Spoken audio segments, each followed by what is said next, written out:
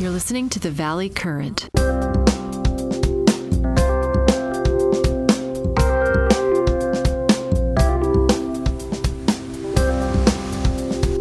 Imagine for a second that you are the President of the United States. You're sitting right there in the Oval Office, and you're staring at exactly 4 days left on this massive constitutional timer.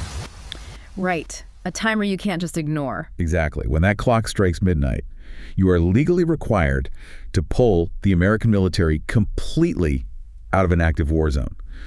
So obviously, you desperately need to negotiate a ceasefire. Yeah, you need it yesterday. But, and here's the really wild catch, the person you need to negotiate with on the other side, they might not actually exist. Right. Which is just, it's mind-boggling. It really is. The people showing up to the negotiating table, they don't have any real power.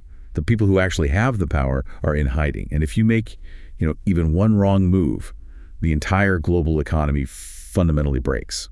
It is basically the ultimate nightmare scenario for any decision maker. You are staring at a geopolitical dashboard, right? And half the warning lights are just flashing bright red. And the other half are completely blacked out. You have no visibility. And the most dangerous part of this whole thing isn't actually the weapons on the board. Oh, interesting. What is it then? It's the invisible legal and historical traps. These traps are just sort of closing around the players and literally forcing their hands. Wow. Okay, so welcome to the deep dive, everyone. Today's date is exactly Tuesday, April 28, 2026. And I really want you to place yourself in this exact moment with us today, because we are exactly 4 days away from that massive structural ticking clock right in the middle of a global crisis. A crisis that is moving incredibly fast. Right. So to understand what is actually happening behind the closed doors in Washington and Tehran and in all these corporate boardrooms around the world, we are unpacking an incredibly dense, genuinely fascinating briefing today. Yeah, we're looking at an absolute masterclass of a document today. It comes from the Computer Law Group, LLP, and it's authored by their managing partner, Jack Russo. And the title is great, too. It is. It's titled Guns of May, What Strategy Can Learn from History. And I want to be really clear right out of the gate for you listening. This is not just some daily news recap. Right, we're not just reading headlines. Exactly. It's this brilliant, honestly terrifying synthesis. It shows exactly how military history, international constitutional law, and the really gritty realities of global supply chains are violently colliding right now, this very week. So our mission for this deep dive is to basically extract the hidden source code of this crisis. We're going to look at the haunting historical lessons of 1914, so the start of World War I, and 1962, the Cuban Missile Crisis. Two very different, very important historical playbooks. Yeah, and we are going to map those two distinct playbooks perfectly onto the current U.S.-Iran standoff. And we're also going to explore a massive paradox here. The leverage paradox. Right. We want to understand why the side with the vastly superior military might, which is obviously the United States currently possesses, like the least amount of strategic leverage. Which totally subverts how we're traditionally taught that power works on the global stage, We always just sort of assume the bigger guns dictate the terms. Of course. Might makes right. But Russo's briefing argues that when you introduce rigid constitutional deadlines and these really asymmetric economic vulnerabilities, overwhelming military force actually becomes a liability. That's huge liability. Yeah. So we're going to show you exactly what the power players are looking at when they think all the microphones are turned off. And just as a quick note, our goal here is to impartially report on the analysis in this briefing. We're not taking any political sides. We're just laying out the raw mechanics of the crisis as Russo presents them. Exactly. Just sticking to the source material. So before we can apply the lessons of history, we really have to look at the actual pieces on the board today. How did we get to this bizarre moment we are calling Ceasefire Day 20? We need to establish the jagged posture of April 2026. Jagged really is the only way to describe it. It's a mess. It is. To understand where we sit this Tuesday, we have to rewind about 2 months to February 28th. That was the official launch of Operation Epic Fury. Right. The joint U.S.-Israeli air campaign. Right. And it kicked off at 4:15 a.m. Eastern time. And the scale of this, it was totally unprecedented. Yeah, we aren't talking about, just a few targeted drone strikes on some empty weapons depots. No, not at all. We are talking about systematic decapitation strikes. The Russo briefing outlines the sheer magnitude of the leadership vacuum that was created in just those opening hours and days. It was massive. Supreme Leader Ali Khamenei was killed. killed. The commander-in-chief of the Islamic Revolutionary Guard Corps, Major General Mohammed Pakpour, was killed. Wow. Over the course of the 38 days of major combat operations that followed, approximately 50 senior Iranian officials were eliminated. Wait, I want to pause right there for a second, because we hear terms like decapitation strike thrown around a lot on cable news, and it sounds very clean. Like a surgical procedure? Yeah, like you just cut off the head, a new head magically grows back, and the body just keeps functioning normally. But what does it actually mean for a nation-state's military apparatus to lose its top 50 commanders in just over a month? It fundamentally rewires a nation's ability to respond rationally. I mean, it does not just mean new people get promoted. It literally destroys the institutional memory. Oh, that makes sense. It destroys the informal networks of trust and the established chains of command. If you're, say, a mid-level commander who suddenly finds yourself in charge, your primary instinct isn't strategic negotiation. Right? Oh, you're terrified. Exactly. It's self-preservation. It's proving your ideological purity to whatever hardliners are left alive. It breeds extreme paranoia, and it completely fractures the centralized authority. And while that command structure was fracturing, the retaliation was just immense. The cost of those 38 days of kinetic warfare was brutal, because Iran didn't just fold, did they? No, they fought back hard. They launched hundreds of ballistic missiles and suicide drones. And they didn't limit it to Israeli cities either. They hit U.S. infrastructure and bases across the entire region: Qatar, Kuwait, Saudi Arabia, Bahrain, the UAE. And then they pulled the lever on the ultimate economic choke point. The Strait of Hormuz. The Strait of Hormuz. Right. They closed it, and they countermined the water, which is terrifying because roughly, 20 to 30% of the world's oil consumption passes through that narrow strip of water? Yeah, it's the global energy jugular. And in the closing 48 hours of major combat around April 7th and 8th, they even struck a Maersk-chartered container vessel. The Qingdao Star, right? Yes, the Qingdao Star. They hit it 25 nautical miles south of Kish Island. Wow. And the human toll here really is the anchor of the whole crisis. Yeah. 13 U.S. service members are dead. That's tragic. And financially, the Pentagon reported a direct cost of $18 billion as of mid-March. $18 billion? Yeah, $18 billion in roughly a month. Just to put that in perspective for you listening, that is burning nearly $500 million a single day. Just unbelievable amounts of money. Just in direct kinetic costs, the munitions, the jet fuel, the sheer logistical overhead of keeping massive carrier strike groups on station in the Gulf. And the briefing explicitly notes that is just the initial upfront cost. There is a massive $200 billion supplemental package currently in preparation. $200 billion. Yeah, and it hasn't even been fully submitted to Congress yet. That is staggering. Now, speaking of aircraft carriers, I really want to clear something up immediately. Because if you've been on social media at all in the last few weeks, you have definitely seen the viral videos. Oh, the hypersonic missile rumor. Yes. There has been this rampant, totally out of control rumor that the USS Gerald R. Ford was severely damaged by an Iranian hypersonic missile. Right. It is entirely false. And the Russo brief takes a moment to explicitly debunk it, which I think is important. Yeah, it's super important to clarify. The USS Gerald R. Ford was indeed withdrawn from the theater on March 12th, but the actual cause was a localized, completely non-combat laundry room fire. A laundry room fire? Yeah, a literal laundry room fire. It is wild how fast a completely mundane logistical accident like that can be weaponized into a social media myth during the fog of war.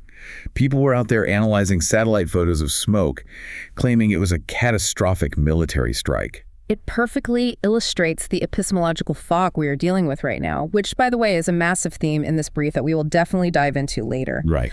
The players and the public are reacting to ghosts, but returning to the timeline, this initial phase of major combat theoretically ended around April 7th or 8th. With a ceasefire mediated by Pakistan. Correct. And that brings us to today, Tuesday, April 28th. We are officially on what they're calling Ceasefire Day 20. But I've had to push back hard on that term based on the actual data in this brief. It's a very generous use of the word ceasefire. Extremely generous. Because the U.S. is currently maintaining a naval counter-blockade. CNN-TCOM reported that as of April 25th, they had turned back 37 Iranian-bound ships. That is correct. They are actively enforcing a maritime cordon. And on the other side of things, Iran just seized 3 commercial vessels in the Strait of Hormuz less than a week ago, on April 22nd. Yeah. So let's just think about this logically. If I am blockading your driveway and you are occasionally hijacking my mail truck. We are not at peace. No, not at all. We are just fighting in slow motion. Why is everyone in Washington and Tehran pretending this is a stable pause? Because neither side wants to be the one to officially break the glass. Neither side wants to take responsibility for the diplomatic failure. Because acknowledging that the ceasefire has officially failed courses an immediate return to major combat operations.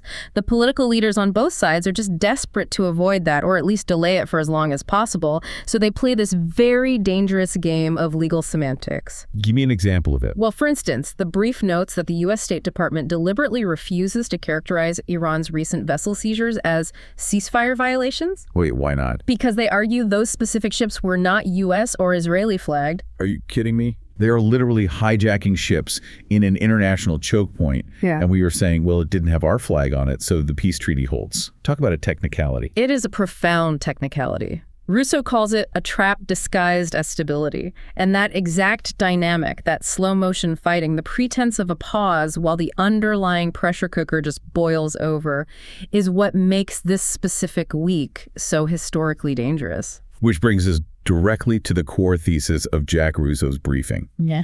Because when you look at this slow motion trap, the source document points us toward two highly specific, contrasting historical playbooks to explain what is happening. Right. The playbook of 1914 and the playbook of 1962. The ghosts of history is fascinating. Let's start with 1914, and we are going to look at it through the lens of Barbara Tuchman's Pulitzer-winning masterpiece, The Guns of August. Oh man, for anyone who hasn't read it, it is arguably one of the most important books on military history ever written.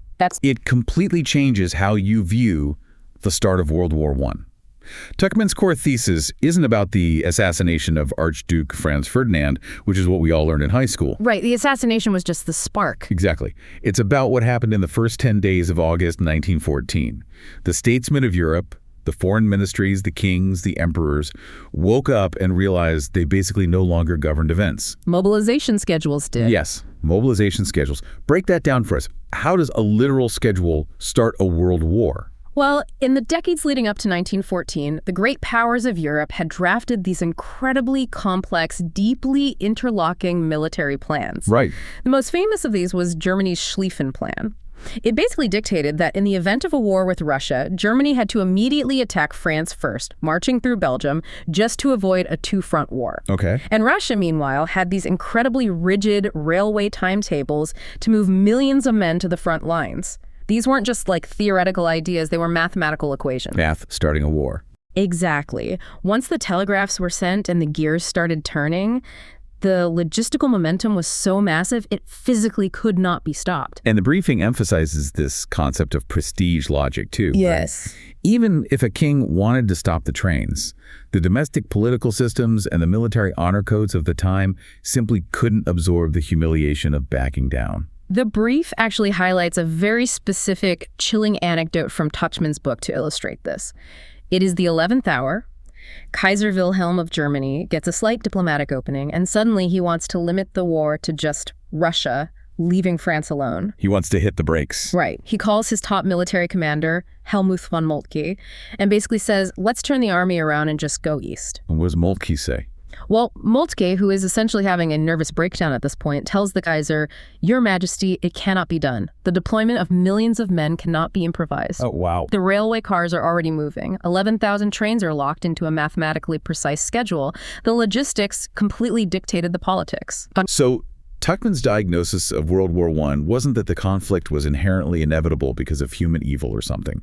It was institutional. That is the defining insight.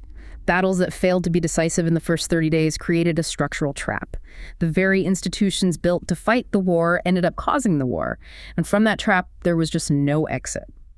Okay, I want you to hold that terrifying thought. Because the brief asks us to fast forward 48 years. It's October 1962, the Cuban Missile Crisis. The closest we ever came. Literally. The world is closer to global thermonuclear annihilation than it has ever been. Soviet missiles are in Cuba, pointing directly at Washington.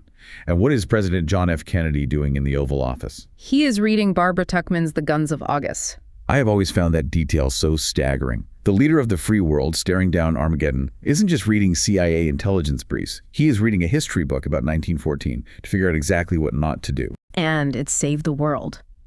According to his brother, Robert F. Kennedy, in his memoir 13 Days, JFK built his entire crisis strategy around the negative space of Tuchman's warnings. The negative space. I love that. He looked at the mistakes of Kaiser Wilhelm, and he consciously engineered a path to avoid that 1914 trap.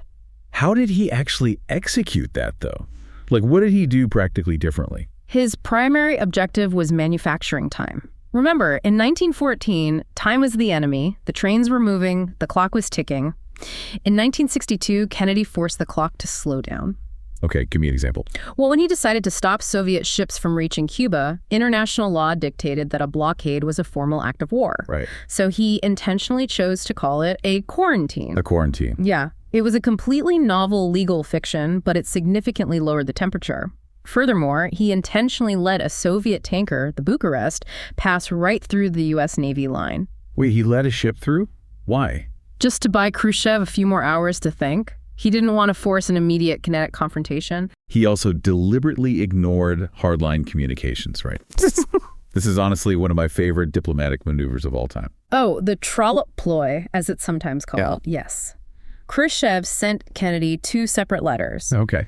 The first one arrived on a Friday, and it was highly emotional, very personal, and actually offered a viable way out of the crisis. A good letter. But the next day, before Kennedy could even respond, a second letter arrived. And this one was clearly written by the Soviet Politburo.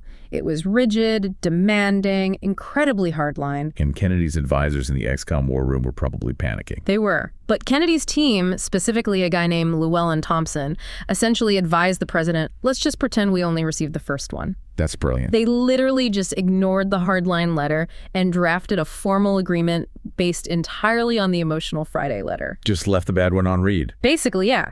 And beyond that, JFK utilized secret back channels.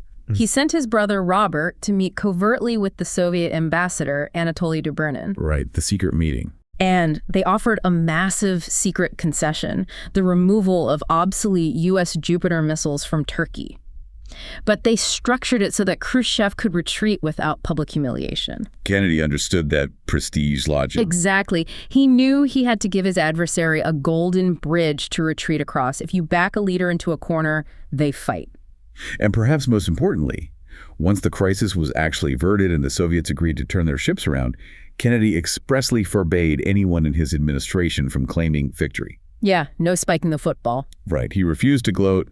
He refused to let the consensus of the war room lock him into a corner of arrogance. So bringing all this historical context back to Jack Russo's briefing, the explicit warning here is that right now, in April 2026, the U.S. and Iran are showing signs of both playbooks simultaneously. Okay, let's test that theory. Let's map it to today. I can totally see the 1962 comparisons. We have secret back channels currently being mediated by Pakistan. We have some of that technical restraint, like refusing to call a hijacked ship a ceasefire violation just to buy time. That feels very Kennedy. It does. But what about 1914? We do not have Russian railway timetables dictating troop movements anymore. We don't have 11,000 steam trains physically forcing the president's hand. So what was the modern 2026 equivalent of the Schlieffen Plan? It is the May 1st deadline. The timetable dictating the entire trajectory of this current crisis isn't military at all. It is strictly constitutional. The War Powers Resolution. Exactly. The WPR of 1973. If you want to understand the trap the U.S. is in right now, you really have to understand the mechanics of this specific law. Let's break it down then, because I think a lot of people hear war powers and their eyes immediately glaze over. They think it's just D.C. bureaucratic noise. Exactly. But this is the actual detonator of the current crisis. So why was it passed and how does it actually work? So it was passed in 1973, in the immediate aftermath of the Vietnam War. Congress was absolutely furious that presidents, specifically Johnson and Nixon, had dragged the country into this massive years-long conflict without a formal declaration of war. Okay. So they overrode Nixon's veto and passed the WPR. The law explicitly states that if the president introduces U.S. armed forces into hostilities, a clock starts ticking. A literal countdown. Yes. The president has exactly 60 calendar days to terminate the use of those armed forces.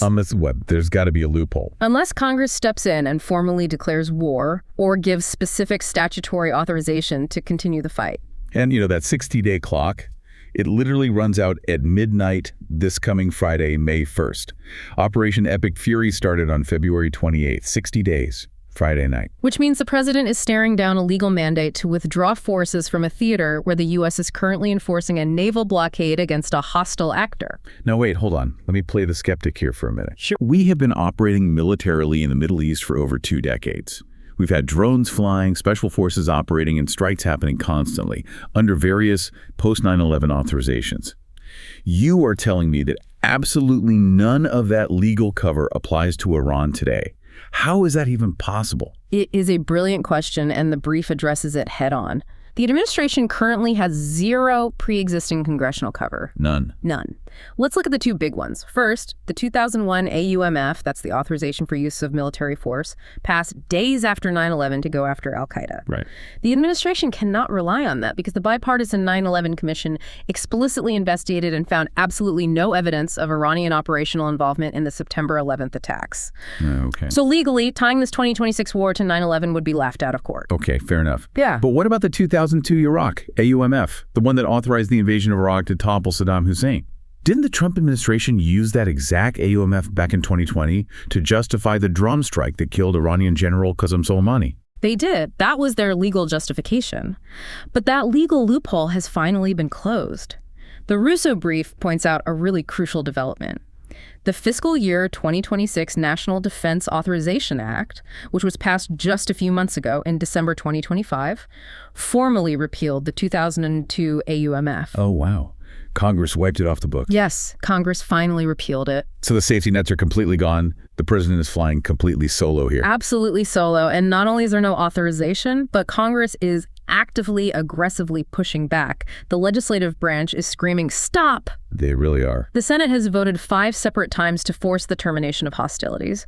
The most recent vote, just last week on April 22nd, failed, but it was incredibly close. Give me the exact numbers on that. It was 46 to 51. And what's really fascinating is the partisan breakdown of that vote. Right. Senator Rand Paul was the only Republican voting yes to terminate the war, and Senator John Fetterman was the only Democrat voting no to keep it going. Wow.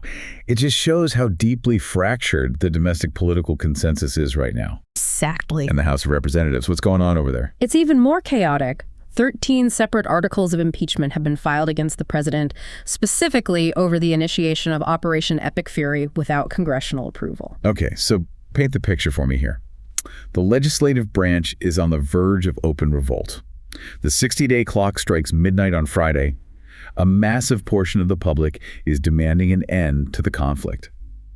How does the executive branch maneuver around this? I mean, are they seriously going to order the U.S. Navy to just pull up anchor and sail home on Friday night? Highly, highly unlikely. Right. That is where the legal gymnastics come in. The briefing lays out the exact playbook the White House counsel is likely drafting right now to bypass the deadline. They are going to attempt to completely recharacterize the nature of the ongoing military actions. You mean change the definition of the word war? Essentially, yes. Remember, the WPR clock is only triggered by the specific word hostilities.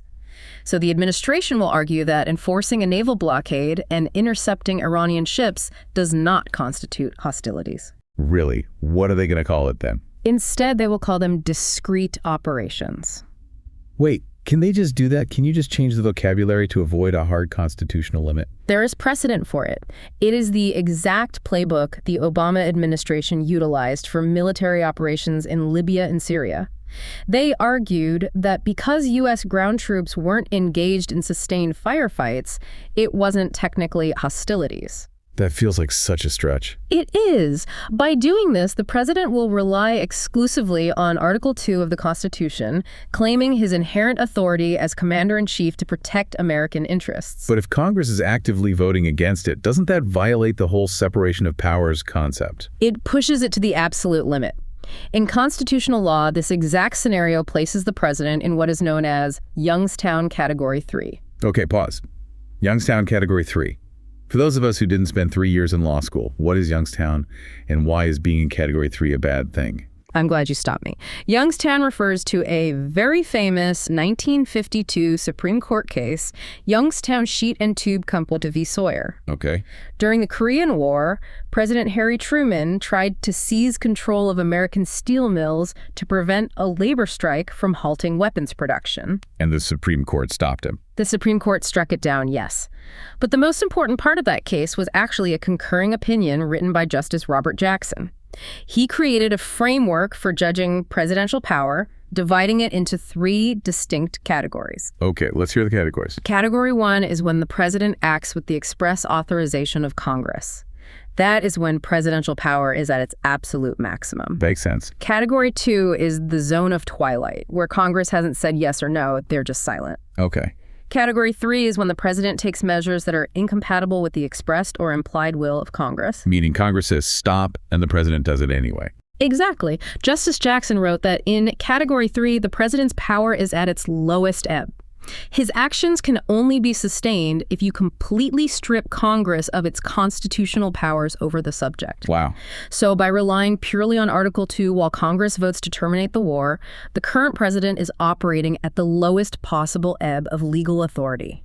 Well, if it's at its lowest ebb and it's practically illegal, won't the federal courts just step in? Yeah. I mean, can't a group of angry senators just sue the president on Saturday morning and get an injunction? No, and this is a vital, brilliant point highlighted in the Russo brief.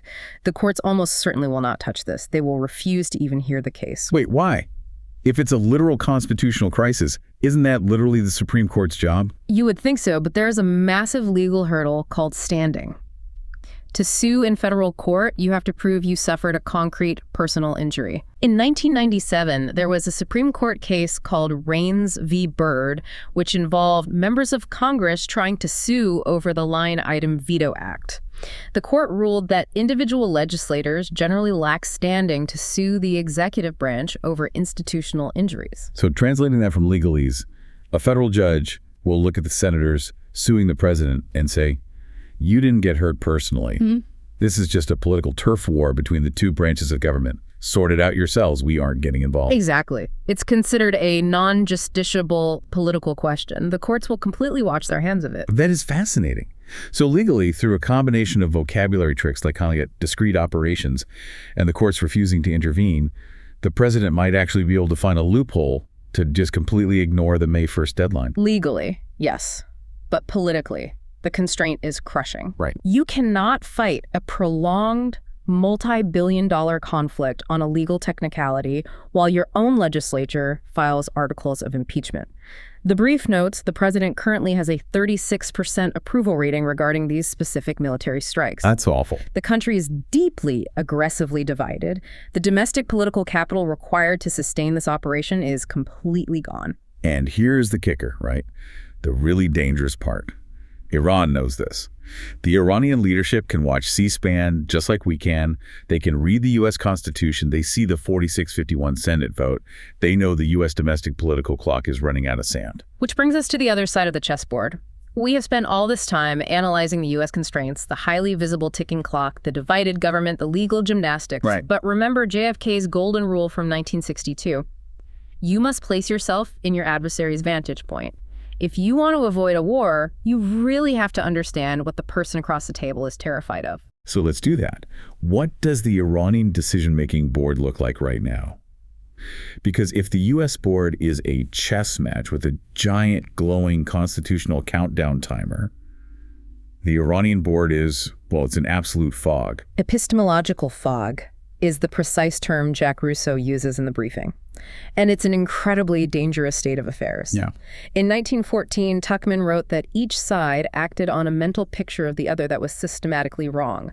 They believed illusions. Today, the U.S. is trying to negotiate a ceasefire with a regime where the ultimate decision maker is effectively a ghost. Let's talk about that ghost. Mojtaba Khamenei. He is the son of the late Supreme Leader Ali Khamenei, who, as we mentioned, was killed in the initial decapitation strikes back in February. Right. Mojtaba was rapidly elected as the new Supreme Leader on March 8th. Right. But he hasn't been seen in public since. Right. The election itself was highly irregular, too. It was conducted via an online assembly because the Israeli airstrikes had physically destroyed the Assembly of Experts' offices in Qom. A Zoom election for a Supreme Leader. basically. And since that digital election, there has been nothing but silence and bizarre digital artifacts. The brief specifically mentions that networks like Iran International and even BBC Verify have flagged recent images of Mojtaba released by state media as AI manipulated. Exactly. They are generating deepfakes or heavily doctored photos just to try and prove he is still alive and in command. Wow. Ali Vaez, the Iran project director at the International Crisis Group, recently told CNN that based on all available intelligence, Mojtaba is simply not in a state to make critical decisions or micromanage these incredibly delicate nuclear and ceasefire talks. Because he's injured. He is either incapacitated, deeply in hiding, or worse. So if the supreme leader isn't running the country, who actually is? Who is actually giving the orders to the Iranian military and the negotiators in Oman? It has devolved into a fractured, completely paranoid security elite committee. Remember, the power structure was decimated by Operation Epic Fury. It wasn't just the supreme leader who died. Right, 50 top officials. Yeah, their top, most experienced diplomatic negotiator, Ali Larijani, he was killed in a follow-up strike in mid-March. And the people stepping in to replace them, I imagine they aren't moderate diplomats. Not at all. The new chair of the Supreme National Security Council is a man named Mohammad Bagher Zolgadar. He is a former IRGC deputy commander. He is a hardliner's hardliner. Okay. Basically, whoever was sitting across the table from the U.S. diplomats in Oman or Pakistan has to get his personal approval for every single syllable they utter. But even the civilian government, like the people who officially hold the titles, they are totally hamstrung too, right? Completely paralyzed. Yeah. The Iranian president, Masoud Pezeshkian, is essentially a figurehead right now. The brief notes that acting IRGC commander Ahmad Vahidi is the real operational power broker inside the country. Vahidi. Yes. Vahidi is effectively blocking President Pezeshkian from even making his own intelligence appointments. The military wing has completely cannibalized the civilian state. Okay, so I want to put the listener in the room for a second. Just picture this. You are a U.S. negotiator. You're sitting at a table in a neutral country, sweating under the immense pressure of that May 1st deadline. Right. You're talking to an Iranian official. You offer a concession. The Iranian official looks at you and says, "My hands are tied." The supreme leader, Mojtaba, absolutely demands we keep enriching uranium to 60%. Yeah. But you, the American, know that the image of Mojtaba on television last night was generated by artificial intelligence. Oh. You don't even know if Mojtaba is physically alive to give that order. That is exactly what the brief calls the cover concept, and it is absolutely vital to understand. The Iranian negotiators at the table are intentionally attributing their inflexible hardline positions to the absent Mojtaba. Why? It's not because Mojtaba actually ordered it, it's to protect themselves. Self-preservation. Precisely. If a negotiator compromises with the Americans, the hardliners back in Tehran, guys like Vahidi and Zolgadar, will immediately accuse them of treason against the new supreme leader. It's a death sentence. It is a literal death sentence. By saying, Mojtaba demands this, the negotiator creates an unassailable political shield. No one in Iran can argue with the supreme leader, especially when he isn't around to clarify his actual thoughts. This is a terrifying contrast to 1962. When John F. Kennedy was negotiating with the Soviet Union, he was incredibly tense, obviously, but he knew one fundamental truth. If he struck a deal with Soviet Premier Nikita Khrushchev, Khrushchev possessed the centralized dictatorial authority to actually enforce it. Exactly. If Khrushchev said, "Turn the ships around," the Soviet Navy turned the ships around. And the U.S. president today cannot rely on that. He cannot rely on Mojtaba having that authority, even if he is alive. Which leads to the most chilling insight in this whole section of the brief. What's that? The most dangerous outcome here is not that Iran rejects a U.S. ceasefire offer. It's that they accept it. Exactly. Imagine Iran accepts a U.S. offer. The president goes on television, announces peace, and the global markets rally. Everyone celebrates. But then, the fractured Iranian security elite, the IRGC field commanders who don't answer to the civilian diplomats, refuses to enforce it. They launch a rogue drone strike the very next day. The deal collapses internally. Yes. And the U.S. is left holding a worthless piece of paper, having given up its leverage, while the region spirals right back into major combat. Here is where the dynamic gets really interesting to me. I was sort of thinking about how to explain this asymmetry. In a game of high-stakes poker, it's obviously bad if your opponent has a royal flush. You're going to lose your money. Sure. But this situation, this is like playing poker where your opponent's cards are literally blank. The person sitting across from you is just staring blankly, and it's actually their heavily armed cousin standing behind them in the shadows who is silently sliding the chips onto the table. That's a great way to put it. You cannot read the room because the room itself is an illusion. That analogy is spot on. And worse, you are forced to keep betting. You can't just fold and walk away from the table, because if you do, your investors, or in this case, the U.S. Congress, the American public, and the global energy markets will absolutely revolt. Yeah. And while that illusion plays out at the negotiating table, the actual leverage on the board is deeply, dangerously asymmetrical. Let's unpack that leverage then. Let's talk about the timelines and the vetoes. The U.S. is threatening more bombing. If the ceasefire fails, the Pentagon is threatening to resume decapitation strikes, hit command bunkers, maybe target their oil infrastructure. And Iran's counter threat is to just keep the Strait of Hormuz closed and continue harassing all maritime shipping. But the brief points out a very uncomfortable truth here. These are not equal threats. Not at all. Iran has spent 45 years, basically since the 1979 revolution, learning how to absorb Western bombing and economic sanctions. They have a massive subterranean military infrastructure. Yeah. The United States and the fragile global economy cannot absorb a closed Strait of Hormuz indefinitely. A month, maybe 6 months. Global recession. And the clock is ticking much faster for the U.S. president. There is another massive deadline looming that we haven't even talked about yet, and it has absolutely nothing to do with the War Powers Resolution. The Beijing summit. Yes. The U.S. president has a critical, highly anticipated state visit to Beijing to meet with Chinese President Xi Jinping, scheduled for mid-May. Mid-May. So we are looking at roughly T-minus 18 days away from that trip. And it was already postponed once, right? Back when the initial combat kicked off in late February. Right. And the president absolutely does not want to postpone it again. The administration engineered a major trade war truce with China back in October 2025. It was a massive domestic political win going into the election cycle. And this summit in Beijing is supposed to be the capstone, the big signing ceremony. Iran's intelligence services know this perfectly well. They know the U.S. president is desperate to have this Middle East crisis wrapped up and totally off the front pages before he gets on Air Force One to fly to China. So Iran has every possible incentive to stall. They know that every day they drag this out, the U.S. gets more desperate for a signature. Yes, especially because Iran is not actually suffocating economically as fast as Washington hoped. Iran has what the Russo brief calls time lifelines. I want to dig into these lifelines because on paper, just looking at a map, Iran's economy should be completely imploding under this U.S. naval counter blockade. We are turning away their ships. You would think so. Yeah. But the U.S. naval blockade has a giant China-shaped hole in it. Break that down. How does that work? Well, the U.S. Navy is turning away ships, yes.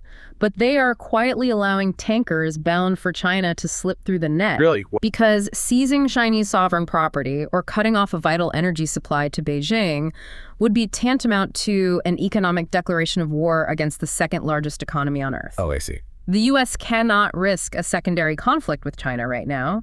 So out of fear of Beijing, the U.S. is basically leaving the back door open. Iran is still generating millions in Chinese oil revenue every single week. And then there's the Pakistan paradox. This blew my mind when I read it in the brief. It is one of the most stunning, completely contradictory details in the entire briefing. Pakistan is currently acting as the primary mediator of the ceasefire talks, correct? Right. They are hosting the diplomats. They're passing the messages back and forth. At the exact same time they are playing peacemaker, the Pakistani government just signed a deal granting Iran extensive new overland trade routes through the Balochistan province. Wait, what? So the very country hosting the peace talks is simultaneously providing the physical economic lifeline that allows Iran to survive the blockade and drag the talks out. The diplomatic channel and the sanctions evasion channel are literally running on the exact same rails. It is unbelievable. Iran has all the time in the world, literally subsidized by the mediator, while the U.S. is just sweating watching the sand run out of the war powers hourglass. But wait, there is one more player we haven't discussed yet. The entity that isn't even at the table, but holds the power to blow the whole thing up, the silent third veto. Israel. Let's look at the proposed framework for this ceasefire. To get Iran to agree to stop shooting, the U.S. mediators have reportedly dropped any demands regarding Iran's ballistic missile program or its ongoing financial and military support for regional proxy militias, specifically Hezbollah in Lebanon. Wait, hold on. That was the exact fundamental criticism of the original 2015 JCPOA nuclear deal, that it only addressed uranium and gave Iran a free pass to fund terror groups next door. Yeah. Are we really making the exact same compromise again? Precisely. To get a quick win, the U.S. is compartmentalizing the conflict. But for Israel, this is totally unacceptable. Natural. Ending Iranian support for Hezbollah is not just a secondary political goal for them, it is a non-negotiable existential survival issue. They have 100,000 citizens currently evacuated from their northern border because of Hezbollah rockets. Right. So at any moment over the next few weeks, if the Israeli War Cabinet feels this U.S. brokered deal does not protect them, they could launch a massive preemptive strike on Hezbollah in southern Lebanon, which would instantly force Iran to respond to protect their most valuable proxy, which would shatter the fragile ceasefire in the Gulf. Oh, man. Which would bring the United States military right back into major kinetic combat operations to defend Israel. So Israel isn't formally at the negotiating table of Oman or Pakistan, but they are literally holding a detonator right under the floorboards. As Jack Russo perfectly articulates it in the briefing, the negotiating geometry has vastly more participants than the negotiating table. The U.S. is trying to play a two-player game on a board with 5 invisible players. Wow. Okay, so we have established this terrifying political and military standoff, the constitutional clock, the ghost supreme leader, the hidden lifelines. But, this is not happening in a vacuum. It isn't just a political science exercise. No, it has real-world consequences. Right. This standoff is creating a massive pressure cooker that is directly impacting global financial markets, the technology sector, and corporate boardrooms from Wall Street to Silicon Valley. The trap is snapping shut on the global economy. Let's transition here and look deeply at the financial and cyber ripple effects. We have to start with the energy markets because that is basically the lifeblood of everything else. Right now, as we record this on April 28th, Brent crude oil is sitting at roughly $107 a barrel. Which is high. But honestly, considering the Strait of Hormuz, the most important oil choke point on the entire planet is effectively closed and heavily mined, $107.7 feels suspiciously low. I would expect it to be at $150 or $200. Why isn't the market panicking more? Because the market is pricing in localized volatility, but it is stubbornly refusing to price in a multi-year catastrophe. They think this is just a blip. A blip. Yeah. And there is an artificial reason for that calmness. The International Energy Agency, the IEA, just executed an emergency drawdown from the Strategic Petroleum Reserve. And not just a small release, a 400 million barrel drawdown. 400 million barrels. That has to be an absolute record. It is the largest coordinated sudden release of strategic reserves in the entire history of the agency. That absolute flood of emergency supply hitting the market all at once is basically acting like a massive shock absorber. It is artificially suppressing the price of oil, creating an illusion of stability. But the Russo brief suggests this is a completely false sense of security. It is profoundly naive. The algorithmic traders and the financial markets are working on the assumption that this will be a quick, contained war, a surgical operation that wraps up by summer. But history says otherwise. Exactly. Let's look at history. Look at the 1991 Gulf War and then the 2003 Gulf War. It took 12 years from the start of the first war to the start of the second just to remove Saddam Hussein, followed by nearly a decade of brutal, grinding insurgency. The historical assumption that a third major Gulf War involving the United States will end quickly and cleanly is an incredibly thin, dangerous base case to build a global economic forecast on. And if we look away from the stock tickers and look at the actual shipping industry, the people whose physical boats are actually in the water, who actually have to navigate the Persian Gulf, they are absolutely not acting like this is going to end quickly. Not at all. The maritime logistics sector is in a state of absolute unmitigated chaos right now, specifically the marine insurance market. War risk premiums have skyrocketed to levels that threaten to freeze trade entirely. Give me the numbers on that. Let's break down the math. For a VLCC, a very large crude carrier, one of those massive super tankers transiting the Persian Gulf region, the insurance premium used to be practically negligible, maybe 0.2% of the total value of the ship's hull. Okay. Today. It is up to a flat 3%. And if that ship has any affiliation with the US, the UK, or Israel, even just a corporate parent company, the premium leaps to 5% or more. Let me just do the math on that for the listener, because percentages hide the pain. A modern supertanker might be valued at, let's say, $150 million. A 5% premium means the ship owner has to pay $7.5 million in cash up front just to ensure a single voyage in and out of the Gulf. And that is if you can even find someone willing to write the policy. The brief notes that several major insurance syndicates entirely canceled their standard coverage for the region back in March when the missiles started flying. JP Morgan analysts ran the numbers and estimated that there is currently a terrifying $352 billion private coverage gap for commercial vessels operating in or near the Persian Gulf right now. Meaning there is $352 billion worth of risk floating around a literal war zone without a safety net. If a rogue drone hits a tanker tomorrow, there is no private company waiting to write the check to replace it. Exactly. Now, the U.S. government recognized this crisis and stepped in to try and stop trade from freezing completely. They created an emergency reinsurance facility led by the U.S. International Development Finance Corporation, the DFC, working alongside Chubb. That sounds like a good move. It is, but here is the terrifying detail. The U.S. government is only backstopping $40 billion of that risk. So you have a $352 billion crater of risk, and the government threw a $40 billion tarp over it. That leaves over $300 billion in completely uninsured liability. If you are a shipping CEO in Greece or Norway, are you really going to send your $150 million ship into a minefield knowing you might eat the entire loss? No. And the economic vulnerability isn't just happening in the water. It is happening in the cloud. Let's pivot and talk about Silicon Valley, Wall Street, and massive cyber exposure. This is a critical vector. Historically, diplomatic windows like the tense ceasefire we are supposedly in right now are exactly when Iranian state-sponsored cyber retaliation peaks. Because they can't match the U.S. Navy ship for ship, they turn to asymmetric deniable warfare. Yeah. They do not limit themselves to attacking military networks. They go after civilian infrastructure. The brief specifically mentions water utilities as a primary target. Yes. Jack Russo points to the incident in Aliquippa, Pennsylvania as a grim precedent. A group of Iranian-aligned hackers, known as the Cyber Avethringers, targeted the municipal water authority there. They didn't even use some incredibly sophisticated zero-day exploit. They simply exploited default factor-setting passwords on Unitronics programmable logic controllers, the actual computers that manage water pressure and wastewater systems across the United States. They are actively probing the U.S. energy grid, hospital networks, and the financial sector as we speak. So if you are a chief information security officer, a CISO at a major U.S. tech firm or bank right now, what is actually keeping you awake at night? It's not just the hackers, is it? No. It is the brutal, unforgiving legal reality of SEC compliance. The regulatory landscape has completely changed. Let's explain this simply. If your company gets breached today, you can't just quietly hire a cybersecurity firm to patch it and hope nobody notices. The Securities and Exchange Commission has a relatively new rule regarding Form 8K. It requires public companies to publicly report any material cybersecurity incident within 4 business days of discovering it. 4 days. In the middle of trying to figure out what data was stolen, you have to draft a public disclosure that will instantly tank your stock price. Exactly. And the legal peril deepens with something called Section 13 of the Exchange Act.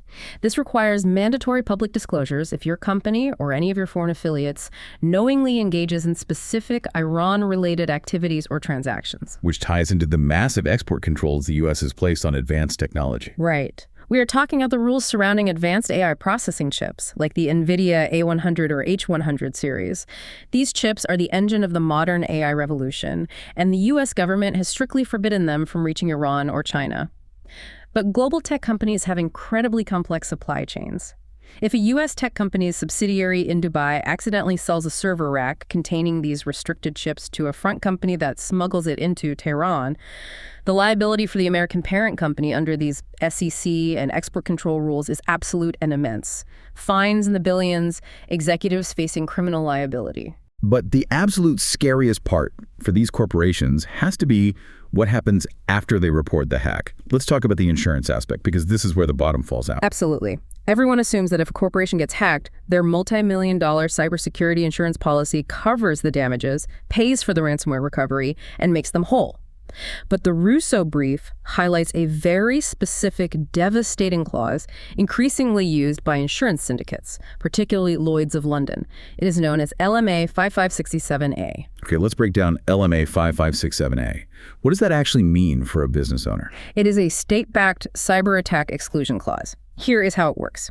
Let's say your banking network is crippled by a massive ransomware attack. You call your insurance company. But then the FBI releases a public statement attributing the attack not to independent criminal hackers, but to the Iranian Ministry of Intelligence, the MOA, or the IRGC. They declare it a state-sponsored cyber act. The moment the FBI attributes it to a nation-state, that LMA 5567A exclusion clause triggers. The insurance company classifies the hack as an act of war, and standard insurance policies do not cover acts of war. Meaning the insurance company legally refuses to pay out a single dime. The corporation is left entirely holding the bag for millions, maybe billions, in damages from a state-sponsored attack they had no ability to defend against. The cascading financial fallout for corporate America if this crisis escalates purely in cyberspace is difficult to overstate. It could bankrupt major regional institutions overnight. Okay, we have laid all the terrifying pieces out on the board. We have the WPR clock running out on Friday night. We have the missing supreme leader hiding behind an AI-generated veil. We have the massive economic ticking bombs in the Persian Gulf shipping lanes and the severe vulnerabilities in Silicon Valley server farms. So what does this all actually mean? Where is this train heading? To answer that, Jack Russo's briefing maps out 3 distinct potential scenarios for the next 90 days. We are at a critical divergence point. Let's walk through them, and let's spend some real time exploring the mechanics of each one. Scenario 1. The brief calls this the Kennedy path. This is the optimistic, structured de-escalation scenario. In this path, the U.S. president channels JFK in 1962. He realizes he cannot win a military victory by Friday midnight, so he buys time. The president officially invokes a specific safety clause within the War Powers Resolution that grants him a 30-day extension. Now wait, is that 30-day extension designed for diplomacy, or is it just designed to safely evacuate troops while under fire? Legally, the text of the WPR only allows that 30-day extension if it is deemed strictly necessary to ensure the safe withdrawal of U.S. armed forces. It is not meant to be a negotiating window. But strategically, in this scenario, the president bends the intent of the law. He uses that 30 days to frantically engineer a framework that holds at least through his vital mid-May summit in Beijing. He creates breathing room. But time alone isn't a deal. What does Iran actually get in Scenario 1 to make them stop shooting? The diplomats find a messy compromise. Iran agrees to partially suspend their high-level uranium enrichment, say, capping it at 20% instead of 60%. They also agree to stop harassing non-flagged commercial vessels. In exchange, the U.S. quietly releases billions in frozen Iranian funds currently sitting in restricted accounts in Qatar and grants a few highly selective unpublicized sanctions waivers. Pakistan and Oman work together behind the scenes to broker the technical verification so neither side has to meet face-to-face. So it's a classic diplomatic fudge. Everyone gets to walk away, step up to their own podiums, claim they won a massive victory, and the immediate acute crisis cools down. That sounds great. I want that scenario. But what is Scenario 2? Scenario 2 is what the briefing calls the modal outcome. Statistically, based on institutional inertia, this is the most likely path. The frozen conflict. Fighting in slow motion forever. Essentially, yes. In this scenario, Friday midnight passes. The president uses legal acrobatics to keep the Navy in place. The technical ceasefire continues on paper, but there is absolutely no resolution on the underlying fundamental questions. Iran doesn't stop enriching uranium, they just do it quieter. The U.S. naval blockade remains in place permanently, tying down an entire carrier strike group indefinitely. What does that mean for the global economy? What does it mean for oil? Oil stays uncomfortably high, vibrating permanently between $90 and $110 a barrel. The inflation shock becomes sticky. The cyber retaliations against U.S. targets continue, but they are carefully calibrated to stay just 1 millimeter below the threshold that would provoke an all-out U.S. bombing campaign. And the Iranian vessel seizures become a semi-regular cost of doing business in the Gulf. The document calls this a trap disguised as stability. And I think that's the most tragic part. It's a position where the political cost of backing down is too high for either leader, but because everyone is exhausted, the off-ramps to a genuine lasting peace just quietly rust and close forever. We just accept a new, incredibly dangerous normal. Which brings us to the nightmare, Scenario 3. The Schlieffen scenario. Renewed catastrophe. The trap snaps shut completely. In this scenario, the systems fail. And the terrifying part is that the trigger for this massive escalation wouldn't need to be a major policy decision. It could be an incredibly small, unintentional spark. What kind of spark? Give me an example of how this breaks down tomorrow. A near miss with a tanker in the Gulf. A U.S. Navy destroyer's automated defense system misidentifies a commercial drone and shoots it down, and debris kills an Iranian sailor. Or a misattributed cyber attack hits an American hospital, people die, the FBI blames Tehran, and the public demands blood. Or perhaps the most likely, verified intelligence suddenly leaks to the global press that Mojtaba Khamenei actually died weeks ago in the initial strikes, sending the Iranian factions into a violent internal civil war for control of the country's nuclear assets. Or the silent veto we talked about. Israel decides the ceasefire isn't holding and launches a massive preemptive air campaign into Lebanon to wipe out Hezbollah's missile stockpiles. Any single one of those sparks would instantly ignite the powder keg. Iran, operating with no functional supreme leader to authorize restraint, panics. The hardliners take total control and lash out aggressively. They don't just harass ships, they launch a coordinated swarm attack to permanently cripple Saudi and Emirati oil export infrastructure. The Strait of Hormuz closes not just to U.S. ships, but to everyone. Oil shoots past $150, maybe $200 a barrel. The global supply chain shatters. And the United States is instantly dragged back into major sustained combat operations. But this time, it is happening after the May 1st War Powers Resolution deadline has legally passed, meaning the U.S. president is fighting a massive multi-front war in the Middle East in direct, undeniable defiance of the United States Congress, a full-blown constitutional crisis layered on top of a global war. So we have the Kennedy path of structured de-escalation, the modal outcome of a permanent frozen trap, and the Schlieffen catastrophe of accidental global war. Looking at the board right now, based on the intelligence in this brief, which way is the wind actually blowing? According to Russo's analysis, the geopolitical system right now is exhibiting far more Tuchman patterns, the hallmarks of 1914, than Kennedy patterns from 1962. Explain that. Why are we leaning toward 1914? Because we are seeing profound institutional inflexibility on all sides. We are seeing public, humiliating ultimatums rather than secret back channels. We have locked mathematical timetables, the May 1st WPR deadline forcing action regardless of the diplomatic reality. We have a pervasive prestige psychology infecting both Washington and Tehran, where the domestic political cost of backing down makes any concession feel like an existential defeat. And crucially, we have a total, terrifying lack of an authoritative counterparty in Tehran. Kennedy had Khrushchev. The U.S. president today has a hologram and a committee of paranoid generals. Ultimately, the briefing concludes that the single most consequential decision this week rests squarely on the shoulders of the U.S. president. Will he make a Kennedy move, or will he make a Wilhelmine move? Will he find a way to extend the diplomatic window without issuing another public, cornering threat? Will he find the political courage to allow the Iranian hardliners a face-saving formula on uranium enrichment, even when he knows they don't deserve it? Above all, will he refuse to let the rigid operational tempo of domestic politics or the preemptive fears of allies like Israel dictate his constitutional choices? You know, I was thinking about this as I read the final pages of the brief. It is the hardest thing in the world to do when you're angry. When your country has taken losses, when 13 service members are dead, your instinct is to push forward, to crush the adversary. The idea of intentionally stepping back, of spending your own political capital to build a golden bridge for your enemy to safely retreat across, it feels wrong. It feels like losing. But as John F. Kennedy proved in 1962, overcoming that pride might be the absolute only way to avoid the institutional trap. That brings to mind Margaret Macmillan's brilliant restatement of Tuchman's thesis, which is truly the foundational takeaway of this entire analysis. There are always choices. Historical determinism is an illusion. World War I wasn't preordained by the universe, and a catastrophic regional war today is not preordained either. The trap is built brick by human decisions. And because it is built by humans, it can be dismantled by them, provided they recognize the trap they are in before the timer hits zero. We have traveled a truly massive distance today. We started in the visceral shock and awe of Operation Epic Fury on February 28th. We waded through the complex, frustrating institutional trap of the 1973 War Powers Resolution and the legal acrobatics of Youngstown Category 3. We peered into the foggy, decimated, paranoid power corridors of Tehran to understand the terrifying cover concept, and we traced the massive multi-billion-dollar ripple effects, from the $352 billion gap in maritime insurance threatening the global supply chain to the SEC regulations terrifying Silicon Valley boardrooms. It is a profound, incredibly sobering reminder that history is not just a collection of dates and names that happened in the past. It is the active, unseen operating system running directly beneath the geopolitical software of today.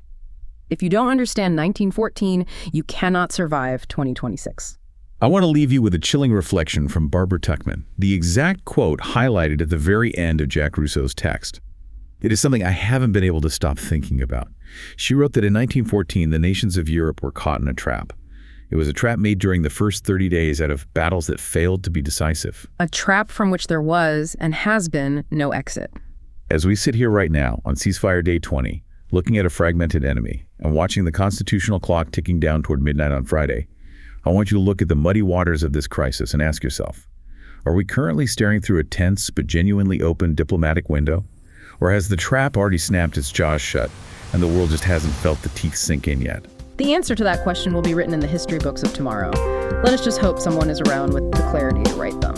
Thank you for taking the time to truly dive deep and understand the hidden mechanics of history with us today. Tune in next time on The Valley Current.